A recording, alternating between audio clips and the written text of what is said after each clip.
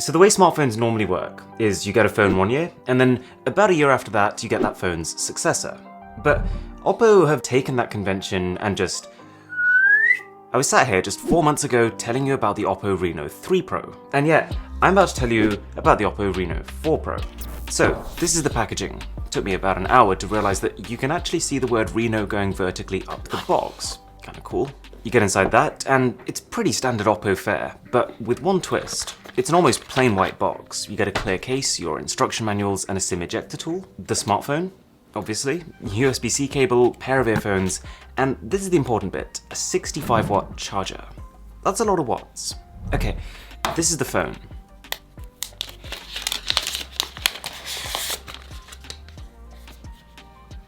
So, the Reno3 Pro was a good $400 phone. The Reno4 Pro is its 4-month later successor. So the reason I'm making this, I guess the question that's on my mind is, how much better can they actually make it? A fair bit. Reno4 Pro can fully charge in about 35 minutes versus 55 minutes. Or to put it another way, if you started charging them at the same time, then by the time the Reno3 Pro is hit 25%, the 4 Pro is on almost 50%. It has a better chipset, a Snapdragon 720G versus Helio P95. So if I run a quick Antutu Benchmark, the Reno4 Pro scores around 280,000 versus 200,000. That's a 40% improvement in a gap of 4 months, which is huge. And because they've started integrating graphite into the cooling architecture, the temperatures are lower too.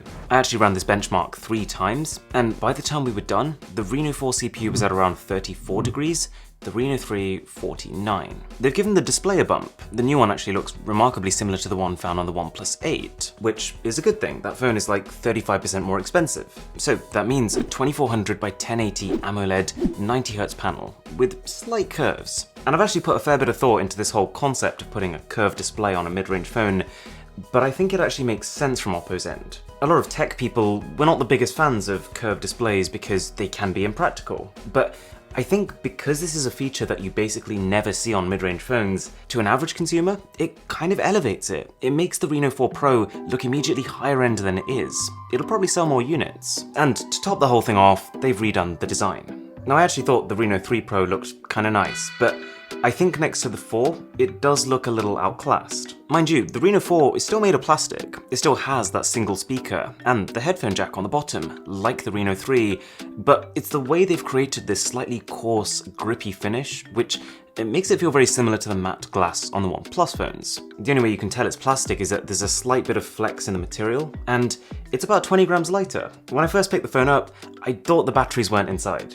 So at this point I'm thinking, this is a lot of improvements. For a 4-month gap, this looks like a miracle. 40% faster charging, 40% faster performance, better display, better design. But the one thing I have noticed is that even though the camera module has definitely gotten bigger since last gen, I wouldn't say the cameras have necessarily gotten better. But OPPO has tried to compensate for this by adding even more features to it. Most of them good, some of them not. For example, something they call Night Flare Portrait Mode. You're probably used to the idea of a night mode and a portrait mode, but this is the first time that a company is actively encouraging you to use them together. And this mode basically brings out the light in the foreground and exaggerates the bokeh from any background lights behind you. I totally get that for a purist, even the concept of this is vomit-inducing. But for me personally, I'm actually not bothered with whether it's real or not. This quickly became one of my favorite features. I was taking photos, sending them to friends, and they couldn't believe they were taken on a phone. It can also technically take 108 megapixel shots. And this is software-based, so they're not going to be as good as true 108 megapixel shots, but they are noticeably more detailed than photos taken on auto.